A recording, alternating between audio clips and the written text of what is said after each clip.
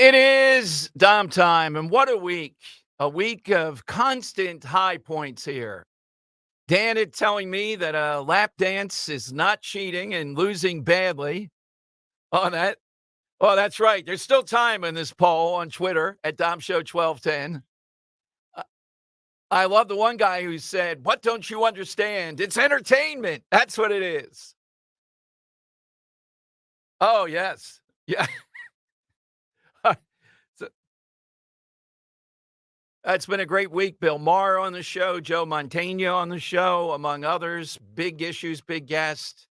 But sadly, when I got home yesterday, the chair was gone. And we didn't even get a send off to know who may have taken it. I would, like to tell him, give the chair a good home. Make sure you oil it once a day. Well, that might not help too much. But in honor of the chair, which you can see right now on YouTube, if you've been missing this, just go to our YouTube. Dan, how do they get there? All right. I will give my top 10 things I've witnessed over the 30 years. I think it's 30 years of the chair. Might even be a little bit longer. And that chair looks damn good for 33 years.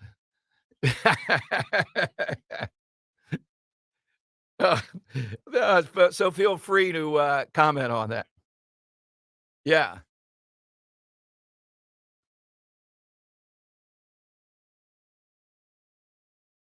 All righty. Do that throughout the hour. We're on YouTube today. Yesterday, and I wanted to play for this, so I make sure I didn't forget. It was so telling. Yesterday, we heard whistleblowers testifying before Jim Jordan. Well, first of all, the breaking news this morning is that it's become clear that two teenagers died in a government transgender youth experiment, okay, at taxpayer expense, this happening. And you know how much this battle goes on. Ron DeSantis said today that, I don't know, Dan, I sent that late. Do you have that DeSantis cut? Yeah, DeSantis is going to announce, it appears, this Wednesday. That's going to be huge news when he does. And I know he's, by any metric, a lot behind President Trump. But things can happen with that. It depends on how DeSantis handles himself. Up until now in the spotlight, it hasn't been that good. But he's still got time to try to do something a little bit more fluid. Here's DeSantis, though, this morning saying what we're going to do in Florida. And then I'm going to play you Chris Hayes. That's the onesie boy, the 8 o'clock guy over on MSNBC. Hayes saying, you conservatives are hypocrites because you won't let parents decide to have their kids be mutilated. That's called child abuse, you idiot. Nice try. So we do have laws. We don't say it's my parents' right.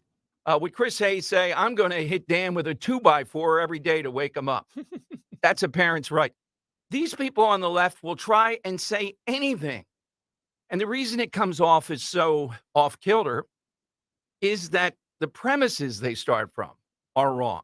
Here's DeSantis, though, saying, here's what we're going to do in Florida if you're mutilating kids. And then we also did a bill, which is sad that we're even having discussed this, to criminalize the mutilation of minors who are undergoing these sex change operations by these really rogue ideological physicians. And we've had heartbreaking testimony from people that have gone through this when they were minors. Now they're adults. And this is something they're now having to overcome really for the rest of their lives because irreversible changes were made. We banned this administratively last year through our medical board. So if a medical doctor did this, they lose the license in Florida, which is appropriate. But we felt you had to do more. I mean, if you're taking off the private parts of some 15-year-old kid, you should go to jail for that. This is just totally unacceptable. One of the things we did in that bill, though, is we're giving the victims the ability to sue the physicians. So if you've gone through this as a 16-year-old or a 15-year-old, now you're 24, 25, and you have all this irreversible damage, you bring suit against them because they violated the Hippocratic Oath. They put their ideology ahead of evidence-based medicine, and we just think that's fundamentally wrong in the state of Florida. Okay, now here's Chris Hayes, the 8 o'clock host on MSNBC. Here's what the other side's trying. Yesterday, we played you. They tried the same thing on defund the police because we think and know the FBI is out of control, weaponized. How much more information do you need to have? They then say, we're just about defunding the police.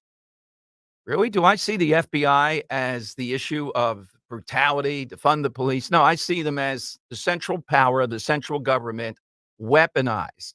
And what else are we supposed to do in order to counter this? All right, here's Chris Hayes, though, trying that spin, saying, what's wrong with you guys? If a parent decides to mutilate their kid, and that's what this is, they go along with that. Why can't they do it?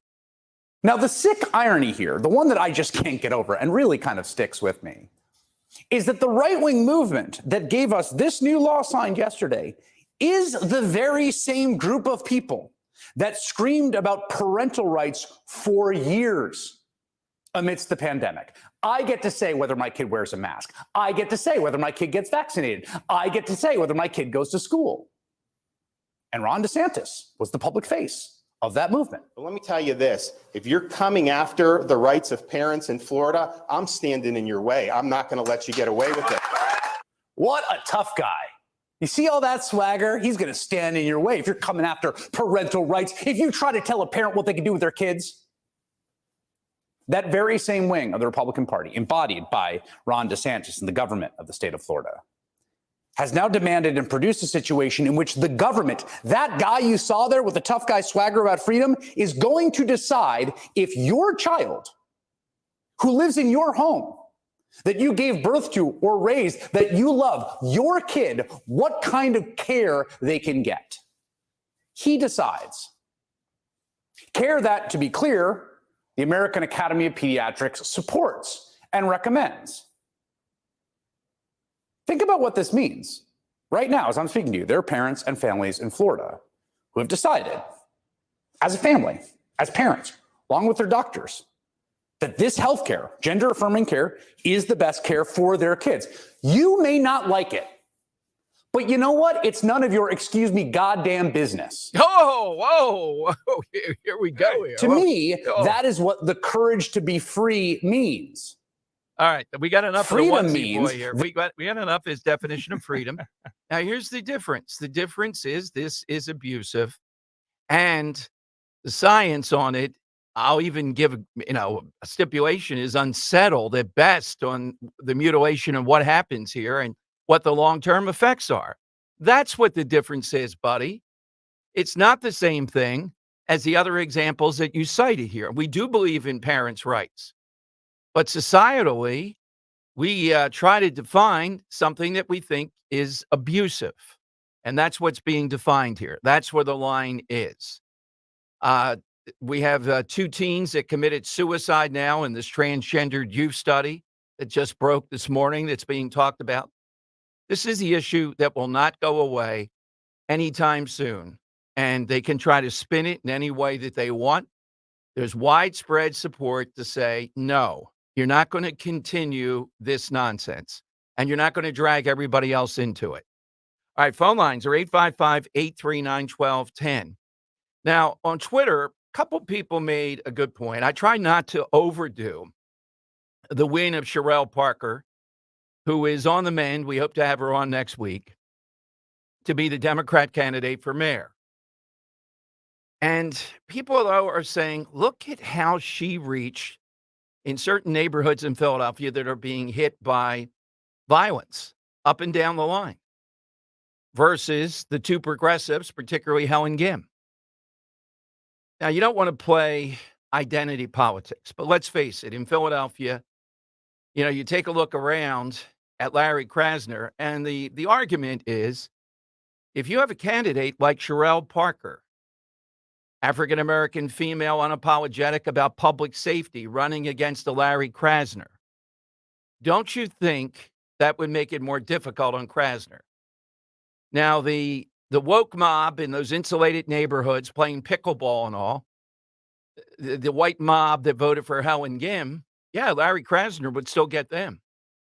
But you might be able to rouse the very same communities that Sherelle Parker did and have a shot against Larry Krasner. Just think about that. we can't say from this election Krasner's going to be defeated in the future. He's much tougher than Helen Gim. You got to face reality. This guy's an existential threat. You don't beat him easily. But that's one avenue. That's something to consider. Who is it that can reach those neighborhoods, as she did, that is that hard hit, and that Krasner can only push back against so far? Krasner could be standing against an African-American female prosecutor making the case, and he still would be smug, and he still would do it, but it might backfire. All right, let me give you the side question today, and then you can get in. 855-839-1210. Just a little producer's Yes. note, a 95% chance. I'm pretty sure we're confirmed with Steve Friend. Aha. Yeah. What time, Dan? 12:30 today. Uh-oh. Well, wait a minute. I have a conflict here. What's that? That's what I have on my sheet here. Right here on the sheet. Uh-oh. Right here. Oh, no, the Barca Lounger? The Barco Lounger, no. the memory of the Barco Oh, no, Lounger. we're not going to be able to do it now. Tell Mr. Friend he's making national news. He's much in demand. I think I know his father. He was a great guy in this area. But tell him, can he stand down the Barco Lounger? Barco the Barco Lounger? No, there's no... You can't bump the Barco Lounger. It's gone too far. I'd say there's not much bigger news than this guy right now. So you're saying the Barca Lounger? I would say my relationship and what I witnessed from the Barco Lounger is like Moses parting the waves of the Red Sea. It's Come not on. like we have another 2 hours and 45 minutes to work with, though, Yes, but the mere idea that I let Luke and Roe conspire on Mother's Day of all days to say, oh, why don't we take a trip over to Lazy Boy? It just happened to be around the corner from the place they chose for breakfast. And Luke's girlfriend there egging it on, saying, oh, the sales are great here. So Steve Friend grew up in Savannah, Georgia. Oh, it's not that. It's not the father. Okay. Okay. No relation. Well, I'm still glad he's coming on. He's one of the principal whistleblowers, brand new book. He faced Debbie Wasserman Schultz. How do you face one of these women with 3 names? That's a tough thing. You say Miss Schultz, that's Wasserman Schultz to you. All right, so I have to push the Barco Lounger back, maybe. I'm making a decision here. I'm not sure. 1 o'clock? Yeah, no. The voice is speaking to me. The Barco Lounger's crying wherever it is. Why did you do this to me? It's like the scene in The Exorcist, the mom of the priest. Damie, why do you do this to me? Going through his head when he's facing the devil. That's what I'm facing. All right. I still think Dan and some listeners were part of this. I suspect everybody. It's a conspiracy. Well, I goaded it on. I mean, yes. I got to admit, I was Team Roe for the longest time. Yes. Now I feel bad, though. I mean, you guys have a couple of the rooms that this thing could have gone in, no? Exactly. Don't you have a basement? Yes. You should have thrown it in the basement. I know. It's plenty of stuff down there that I have to put up with. This is so disappointing. So do we know where it ended up going?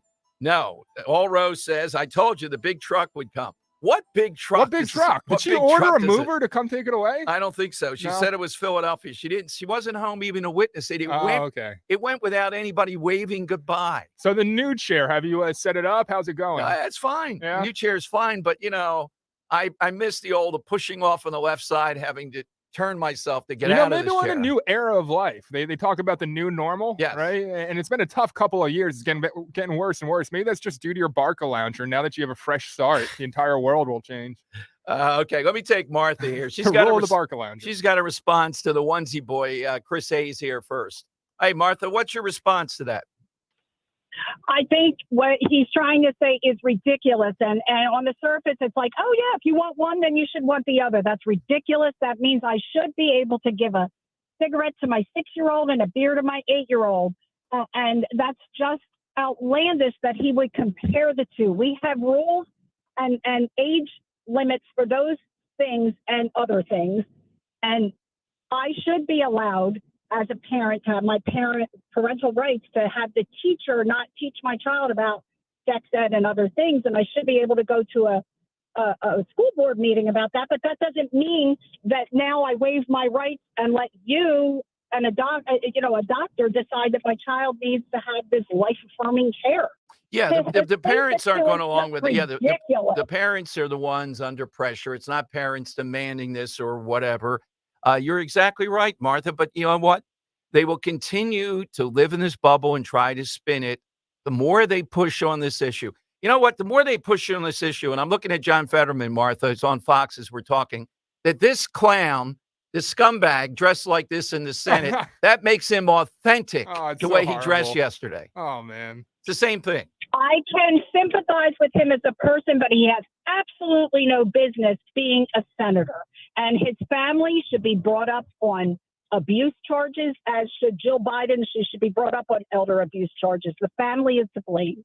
Thank you, Martha. Hey, Boy, just a it's- note, yeah. youtube.com/@12WPHD. I just Yes. put up the picture of Fetterman out there. Oh, yesterday, yeah. And of course, you know why they won his vote? It's not just they know it's reliably liberal. He yesterday immediately, he is a radical. He immediately said, yeah, 14th Amendment. That's what we're going to do. That's what we're going to engage in here. He actually said the 14th Amendment was about the debt ceiling. What? I took constitutional law. It was at night, Dan, so maybe they weren't so good at Rutgers Law. I don't know. I don't remember it being about the debt limit, though. That's what he said yesterday. Just the weirdness of this guy standing there with everybody. How long else. did you take a look at that picture for? There's a guy standing to his right. Yeah. If you pull it up, it's over on youtube.com/. Markey. It's Markey. Is yeah. it Markey to his yeah. right? Yeah. So he has a suit on. The pants don't match the jacket. Right. And then he's wearing like Hush puppies, that guy? like hush puppy brown shoes that are like moccasin style almost. And his outfit, like next to a normal senator would be absolutely made fun of, but I think he intentionally stood next to John Fetterman so he can actually look somewhat normal compared to that guy. Maybe the Republicans ought to dress down in a mockish kind of way around Fetterman. Like those Just shoes stand there though, with like them. where do you even find those shoes? Where does Fetterman even find this stuff, though? And he's got the worst legs imaginable. He does. Gee, Skipped the leg day apparently. it just makes him more of a harm. But just this whole idea of basketball shorts in the Senate. Yeah, I know. It's like it's so disrespectful. It'll probably cargo shorts next week. Is this the start? And what annoys me about this is I think there's some kind of professionalism that has to be exuded by senators in the chambers, right? Yeah. So him now wearing the hoodie, is that going to start a trend of senators just dressing however the hell they want to show up to work? Like I think there's some kind of decorum that needs to be here. I know that George W. Bush, even on the weekends, had a rule you couldn't enter the Oval Office without a suit jacket on. And people can mock that all that they want. It shows a certain sort of respect. Like I'm a guy that wears flip-flops to work, so I'm throwing stones in a glass house. But I'm also a low-level radio producer. This guy's a Senate, one of the leaders of our country. Well, you're the Dom Giordano show producer, so I would say that's hardly low level. Now the hat, that might have to go stand here with the hat on. I'd be the first senators. senator to wear a cap into chambers. All right, 855-839-1210. Coming up, I'll give you the side question of the day. We'll talk with Stephen Friend, the major whistleblower. Big coup getting him on at 12:30. And I will tell you the top 10 things, I think you're going to like it, I witnessed from the chair over these last number of years. I was like a witness to Barker Lounger history. You can see the chair on our YouTube channel. Comment on it. Tell me how could Roe do that to you? This is just an outrage. Maybe it'll provoke a call. 855-839-1210.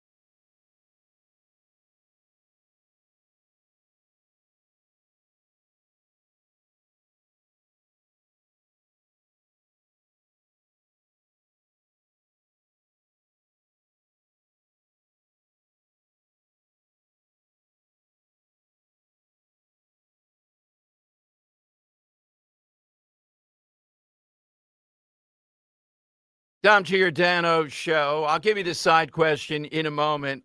Yesterday, toward the end of the show, well, I guess it was around 2 o'clock, we had Mark Houck on, the pro-life extraordinaire who was taken to trial in Philadelphia. You remember that whole story. He testified this week before the House. And in the course of it, he's not a political guy. He was talking about this Congressman Bishop, who was talking to him, interrupted by Mary Gay Scanlon, she of the squad, well, the knockoff squad here locally, the Blondes, led by the Dean of Decency, our own AOC. Man, comparison. So who is Mary Gay Scanlon? Mary Gay Scanlon is Ilhan Omar, I guess. And listen to this exchange about Mark Houck. Now, you know what happened. Heavily armed SWAT team showing up. He's got 7 kids early on a Sunday morning. Just an outright weaponization. That's what they were talking about yesterday, the insiders, the whistleblowers of the FBI, how they weaponized it. And she interrupts and tries to make the point that Mark Houck deserved it. If you're going to the house of a Mark Houck who pushed a guy, she thinks this was appropriate force on Mark Houck. Now, what is wrong with you people in the suburbs? I mean, I got the city under control. We got 2 great candidates for mayor now, Dan. We have to come to the suburbs and do something? How in the world are people just, maybe they're not getting the news, that Mary Gay Scanlon thinks this was appropriate? So listen to this exchange with Houck, this Congressman Bishop, and then Scanlon asked to interrupt and answer Bishop's question, and listen to what she says. Do you have any insight why they would prosecute Mr. Houck for a squabble with an activist outside and send the SWAT team and take him to a jury that acquits him if they haven't gotten the person who committed an arson attack on a clinic, on an abortion clinic? Any insight at all? Congressman, I'm not with the DOJ. I don't have that information. Well, and does anybody on the panel have any insight about why they would do that? See, I think that's the thing that's concerning. And then you hear Would about. the gentleman yield? I do have some Do you have an insight. answer? A quick answer? Yield for an answer to that, real quick. Sure. Mr. Houck was a well-known aggressive participant in demonstrations outside facilities in Philadelphia. So they did picked not. him. So they did picked not him because just push the guy once. I- 72-year-old man. He admitted he It's my pushed him time, down and twice. Oh, sorry. You asked for no, I was input giving from you the answer. panel. You gave me the answer. You gave me the answer a minute ago. Mr. Houck was an activist. He was opposed to the killing of children through abortion, and he said that, so they made him a target. All right, Let me Dan, tell you what. Bishop makes one point there. That's not the point I'd make. I'd let Mary Gay Scanlon, we'd have to go back and forth. Here's the essence of it. Mary Gay Scanlon believes it was correct for the federal government to do what they did with Mark Houck. Yeah, he did shove the guy. You know the whole story there. That sort of thing that was dismissed, meaning there were no charges, nothing in Philadelphia, that gets 15 heavily armed SWAT and state troopers and the whole thing coming into your house, pointing weapons with 7 kids. In Mary Gay Scanlon's world, she got it precisely. She's a lawyer at a big time, used to be a big time Philadelphia firm, and Miss Civility, etc. She thinks that's appropriate, though. That's the thing. It's not even about pro-life. And that argument's there. But she thinks that's, by definition, appropriate, meaning the actions of Houck, as far as she knows them, I know them, and you know them, equal, that's what the federal government should do to take you in. When everybody knows, including Mary Gay Scanlon, that he was willing to surrender, they just had to tell him. It's not the pro-life thing. I get why people are sensitive on that. Try to see it my way here for a second, though. It's bigger than that. They think they're going to use the federal government not just to crush pro-life and all. That's part of it. That's a target. If they deem you to be whatever kind of threat they want, somebody should ask Mary Gay Scanlon the next time the media has an opportunity. What did she say about the rioters, the burners, the people blowing up ATMs during the George Floyd summer? It's bigger than just the pro-life thing here. Steve Friend is in the on deck circle. He is one of the whistleblowers with a new book out in June that we're going to get him back on already. Speaking, what'd you say the name of the book is? It's a True Blue. True Blue. Yeah, I think he comes from a law enforcement background. He testified, and I'm thrilled to have him here. And I'll ask him about this response from Mary Gay Scanlon. You heard her there. Now, look, Bishop got wound up. I'm going to let that breathe. And I would have said to the chairman, let this go on a little bit. Let's stop banging the gavel here. Tell me more. So even if he did, you hear what she said, Dan? He didn't push him once. He pushed him twice. Man, what happens if you push him 3 times? A helicopter shoots a cruise missile through your window? Thank you. That's a good joke. Yeah. Proud of you for that one. Oh, God. I'm in mourning for the chair. I have to develop humor. Don't make it just about pro-life. Yes, that is a sore point. I get it. But Mary Gay Scanlon essentially is saying there, well, this guy, look at this. He pushed this guy. An older guy pushed him twice, not once, but twice. That's her retort. And she was ready. She's the one that has to burst in there. She's sitting back in her chair. I'll tell you, you hick from the South, wherever this guy Bishop is. I'll tag in the Dean of Decency if I have to here. We know this guy. Dean is asleep today. The Dean is lost. Can't find the Dean. Oh, that's it. Oh, there's the Dean. Yeah, okay. Decency. Yeah. They think all this, and they know the scenario. This didn't happen in another part of the country. It happened right here where Mary Gay Scanlon is. So then why make that preposterous claim that that's proportional? That's how you arrest an American citizen. Shouldn't we be avoiding that at all costs? She'd be the first one to complain if the Philadelphia police went after someone and used force. You know it. That's the MO of this crowd. The broader question is, what the hell is going on in the suburbs that people like this get elected overwhelmingly? All right, Special Agent Stephen Friend. By the way, with this, Dan, too, I should have asked him early on. I think his security clearance is taken away. So these guys that put their lives on the line for us in law enforcement, then in the FBI, Stephen Friend, they lose their security clearance. What about those people that lied about the Hunter Biden laptop? What about the people in the Durham report? Are we going to take away their security clearance? You think that would be the first thing that you would do? All right, here's how we get in. 855-839-1210. The book True Blue, My Journey from Beat Cop to Suspended FBI Whistleblower. It's out on June 13th. Book that day. Hopefully we'll have him on. He's next here on Talk Radio 1210.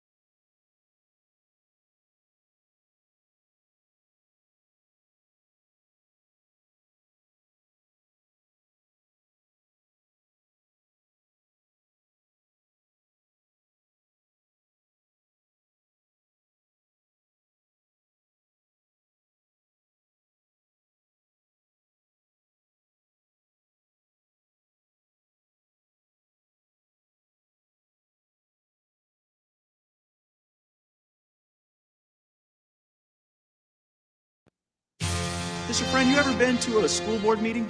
Yes, I have. FBI ever sent you to the parking lot of a school board meeting? Yes, they have. And in the parking lot of a school board meeting where the FBI sent you, you were taking down information regarding people's license plates. That's correct. Now, it wasn't the first time you'd been to a school board meeting, was it? No, I went on my own as a private citizen. As a parent, Yes. And so there you were. It must have been quite an interesting perspective. There you were taking down the information of people, parents attending school board meetings on behest of the FBI. And you had been one of those parents at a school board meeting. How did that feel? Well, after I attended privately, my colleagues teased me that they were probably going to start investigating me. Joining us is Special Agent Stephen Friend. I'm sure he loved being in the ring with Wasserman Schultz. Dana once debated her in the green room of the Lou Dobbs show. It was quite the spectacle. No microphones around to catch that? No, but Lou said, come on out, Don. They're leaving it in the cutting room there. We were in New York. Let's go to Special Agent Stephen Friend and Talk Radio 1210. Stephen, welcome to Philadelphia. Thank you, and thanks for your service. Thank you very much for having me. Well, what do you recall yesterday? What's your biggest takeaway being in that circus with Wasserman Schultz and these others, Stephen? What do you take away from it? I think going in, we were a little bit nervous that they were going to be very combative towards us, and they wanted to see how the whistleblowers are going to react and if we comport ourselves professionally and calmly. And I think the Republicans were nervous that we would just flip the tables over because we're all kind of aggressive alpha males. And we were able to withstand the few attacks they did, the few probes, and act like professionals like we are. And after the Democrats kind of got a feel for that, I think they just started to exit one by one. We were told originally they were actually going to do 2 rounds of questioning. So I kind of let Ms. Schultz punch herself out a little bit, and then she just kind of left in a huff. So I never really got a chance to respond. Well, our big thing, we had this incident with a guy who's a preacher here, essentially, brought up on charges. We played that right before you came on, and a local congresswoman, Scanlon, said it was appropriate to send SWAT teams in, heavily armed. He's got 7 kids early on a Sunday morning. And the biggest concern we have is this weaponization of the FBI. Sometimes it's political, but sometimes it's showing up at a person's house with force that you would use if you're going against the cartels or something. That's correct. And I've consistently said that the FBI is now making the process the punishment for so many of these people. In Mark Hawk's situation, you had a lot of armed agents, which is not unusual for an arrest operation. But I think you need to take a step back and then actually, if there is a prosecution that's going to go forward, if there's going to be an arrest made, you have to assess what level of force is necessary and appropriate. And I believe in Mark's situation, his attorney, he was represented by an attorney, and he had already pledged to surrender if there, in fact, were criminal charges. So, again, it's just another example of the FBI using all its tools in its tool chest to make the process itself a punishment enough for the people it's going after. That is a great cap line. I'm glad you said it, that they use the process to punish you even before we have a case in court. That's not what you're supposed to do. You're supposed to use the minimum force that you can to be effective in this while protecting your agents. Stephen, we try really hard because I know that you're told this all the time, but the greater percentage of FBI people are still what we think of when we think of the FBI. But it seems to be at the upper levels and at key spots, it's more than just, 5 people or so that are engaged in this. What's your sense of how difficult? I mean, we had one of your colleagues yesterday said he was made homeless because of his resistance inside the FBI. Yeah, I think that there's a huge and tremendous disconnection between the management class and the rank and file in the agency. The rank and file people, most of them just kind of want to do their jobs. And unfortunately, too many of them are so committed to their paycheck and then the job they want to do and then the cause they want to serve that I think that they're not really taking a temperature for what's going on writ large for the agency, and they're just kind of following orders, and they justify the behaviors of the FBI and with that simple moniker, which is to me unacceptable. I don't think any time in history has smiled upon people who just were following orders if in fact those orders were inappropriate. And then you look to the management class, the management promotion processes are completely broken. You have people that are trying to ascend this ladder every 18 months, trying to get to the next spot. And the way that they do that is by attaching themselves to high profile cases and then doing something that's new and novel and splashy and not necessarily a tried and true practice. So in Mark's situation, the prudent thing would have been to issue a summons and contact his attorney, have him surrender. but that doesn't brief well. That doesn't write up really well when you want to promote. So you want to say how you utilized all these resources at your disposal and show how you were a great and wonderful manager. And that's just not in keeping with the traditions of law enforcement. That is a great point, because that's even more than the political rot. That's an internal change in how you know, Stephen, you know this, but for listeners, how people get promoted in an organization is what's going to drive the organization. I mean, that's the chicken and the egg. That's the way it works. One of you said yesterday, I'm not sure if it was you, Stephen Friend, with a special agent, Stephen Friend, that what's the name? Christopher Wray was making $9 million a year, he said, or it's record, and it's a 10-year term. So he's given up $90 million to head up the FBI. And if he's going to do that, he's really going to exert extreme power. Yes. That's sort of a calculation I did. I mean, just basic arithmetic. I think that's what ideological conviction looks like. Somebody who's willing to forego $90 million. Now, I'm under no delusions that Christopher Wray is not going to be compensated on the back end. But for the time being, he's taken a job that pays $200,000 a year and given up a $9.2 million salary. And you would think that he took that out of a sense of patriotism and dedication to public service.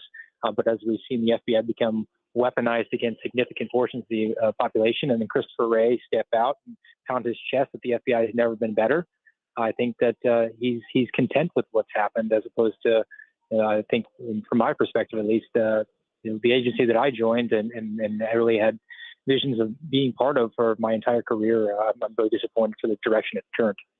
Stephen Friend, Special Agent Friend. Stephen, did you testify to any particular case or cases that you were involved in or had really good knowledge of?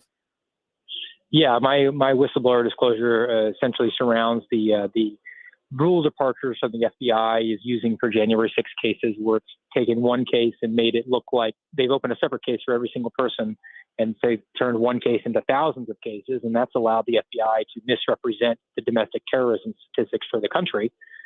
So that's a manipulation that I was concerned about, as well as we talked about before, the process becoming a punishment, where we were using SWAT teams or large arrests for individuals charged with misdemeanors, or even if they were charged with felonies. In my situation in Florida, they had said they would cooperate with law enforcement. And in my background with the FBI, I'd have arrested over 150 violent criminals and never had to use a SWAT team to do that, because those individuals were represented by attorneys and had been cooperative. And again, back to, you use the least amount of force necessary to bring somebody into custody. There's no need for an elephant gun to shoot a mouse. Yeah, without a doubt. When it's a minister like this, or it's a Catholic with 7 kids on a Sunday morning, it is still a remarkable story. We can hardly wait till your book is out. People can pre-order now, though. True Blue: My Journey from Beat Cop to Suspended FBI Whistleblower. I'm sure on Amazon.com. Who's publishing it, Stephen? Post Hill Press is publishing it. You can acquire it at Barnes & Noble and at Amazon. And if anybody is able to buy a second copy, I'm encouraging everybody to buy a second and send to the headquarters building in Washington, D.C. to Christopher Wray as a gift. Maybe he can find out what the real problems are. We'll be on that right now. I just want to know who his hairstylist is. I have a thing about hair, and that's great hair that he has, at least. I think he got John Edwards' guy. Yeah. You're on a roll. Keep going. Hey, Stephen, we invite you back already. We'll get to your people there and set that up when the book comes out in just a short period of time. Thank you for joining us today.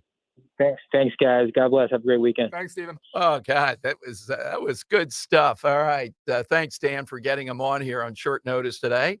Big issues, big guests. It has been a huge week. That's one of my favorite conversations, though. Give me your response to that. Let me give you this side question coming up. 855-839-1210. We saw this and we kept it in our back pocket kind of for a Friday. I saw this on Twitter, and it's an easy one to know one, but we're looking for the winner. That's what you want, to get your name into the hat. We pulled a prize today for the $50 gift card to Captain Chucky's. What is it that films routinely do, or do at least a lot, that have no connection to how things work in real life? So I thought about this one last night, Dan, a little bit, and driving here today. Did you ever notice in films that fights go on forever? Yeah. Any fight that I've ever been in or whatever, one guy gets hit in the nose. Oh, my nose is broken. That's Yeah. it. They don't, somebody jumps in, somebody gets a shot in, somebody gives up. It doesn't go on for 20 minutes. People are No. not going to be able to fight for even John Wick. My God, they probably take 5 breaks to have that 20-minute fight. So fights get over quicker in real life than they do in movies. Yes. How about yours? I'm gonna do something similar. Gunfights as well. Yes. It goes on forever, firing bullets all over the place. Can't Right. strike the opponent. Yeah. It's the old trope with the stormtroopers. You fire like 300 shots and not one hits the person you're trying to hit. Yeah, exactly. But the sad thing is that's how gunfights were previously. But now we're seeing in Philadelphia with these 80 plus rounds being fired and all. Right. It's sadly becoming like the movies. Yeah. All right. So we're looking for something you see in the movies. And it could be because, look, real life, if you did a documentary, it takes a while for things. That's not interesting. They're on a stakeout and they're sitting back, they eat a hamburger, they nod off for 10 seconds. And suddenly, what was that? And can I do another one? Yeah. When you have an action film, right? Yes. And the star sets like an explosive and walks away. Right. Then you have the giant explosion and absolutely no reaction from the star. There's no way that a person that close to an explosion is not going to be greatly affected by this, at least the sound of the explosion. Oh, yeah. They can't hear for a while. Sure. Without a doubt. By the way, Elon Musk labeled as anti-Semitic for Soros criticism. Now, this is the other thing the left is trying to do, redefine anti-Semitism. Anytime you say that about Soros and what he's done, that's destructive.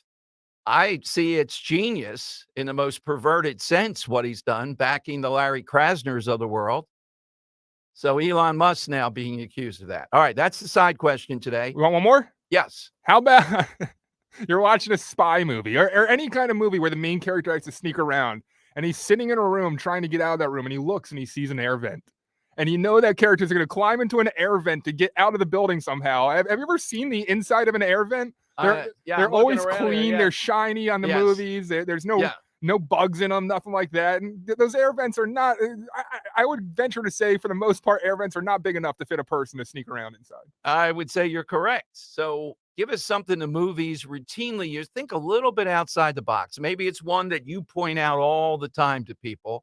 And give me your reaction to Stephen Friend. That was great stuff. So the official wording for Twitter, what's something about real life that the movies routinely get wrong? Absolutely. Tim Scott is announcing on Monday, he filed today, Ron DeSantis on Wednesday, and Governor Chris Christie's getting into the ring.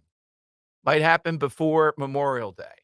And all he's going to do is camp out in New Hampshire because that's the only place he thinks he can win. DeSantis is going to camp out in Iowa. That's where he thinks he can beat Trump. But if we get Trump and Christie on the stage, Dan, I got to tell you, I think Trump goes after the fat stuff. I think something like that happens because Christie has nothing to lose. He's going to be unrelenting. And he's good. I expect this to be a really interesting. And Nikki Haley figures she has nothing to lose. She might say anything too. All right, 855-839-1210. That's how you get in. Hey, if you're tired of paying too much, Rescue Natural Supplements are rolling back prices to 2013 on top of Memorial savings all month long. That's right. For the entire month of May, you can buy 2 products, get 1 free, or buy 3 products and get 2 free on every single Rescue supplement. Combine decade-old rollback prices with free bottles for huge savings. Stock up on all your favorites. 1250 Omegas, cholesterol supporters, probiotic, and brand new health gummies are all on sale. To order, call 800-26-ALIVE. That's 800-262-5483. Speak to a Rescue product consultant or shop online at res-q.com, res-q.com.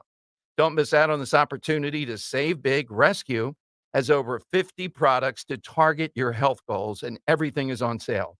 Rollback prices, Memorial deals start right now and last through the end of the month. So go shop res-q.com, res-q.com.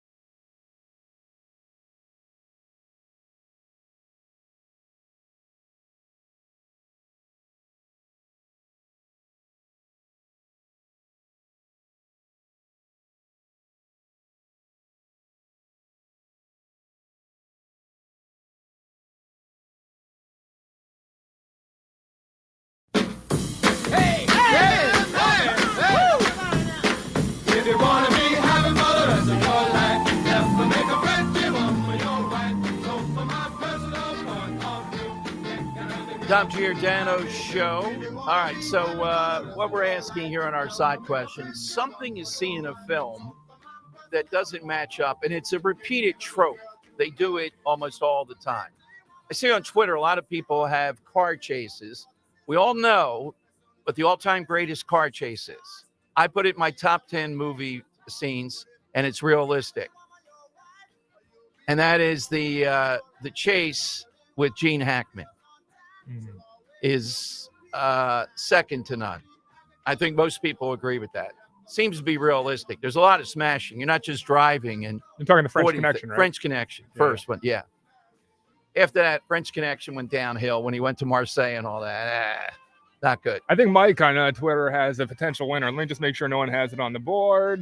Mike says when the main character has to visit a building in an inner city. Right. And there just happens to be a free on the street parking spot every single time right in front of the building. In the center city. Like, 24th and Chestnut, where you and I were backing in a car. Bring it back another inch, another inch. Yeah. You never see that in the movies. Yeah. We're out there with rulers on and pulling down tape measures with the thing here. Let's try making a movie at 24th and Chestnut. That's a great answer, And Mike. it's a street that's only available by going around buildings. You can't get there any other way. It's so infuriating. Yeah. God. Stephen Fox Chase. Hey, Steve, good Friday. What do you have today? Hey, good morning, Tom. I got to get this one off my chest. Every time, now it's not a movie, it's TV advertising. The family goes out in an SUV, brand new, and they drive off the road into the mountain road. Yes. A lot of dirt, a lot of dust, and it comes out on the highway clean as a whistle. Yes, film and TV, it's always clean. Every hair in place, everything is clean. The world is dirty. You're exactly right. Yeah, the other thing is car advertisements.